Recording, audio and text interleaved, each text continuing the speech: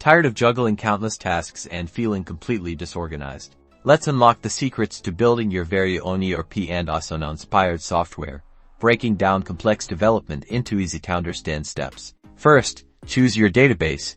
This is where all your data will live. Options like MySQL or PostgreSQL are great for robust project management. Pick the one you're most comfortable with, or research which best suits your needs. Next, select your programming language. Python and JavaScript are popular choices for their versatility. Select either to kickstart the backbone of your application. Now, the fun part: designing the user interface. Think about Asana's clean layout and intuitive design. Start with task lists, project boards, and reporting dashboards. Connect your front-end interface to your back-end database, enabling the user interface to add, edit, and organize data. Implement core features. Task assignments, due dates, progress tracking, and team collaboration tools are essential. These features mirror Asana's functionality.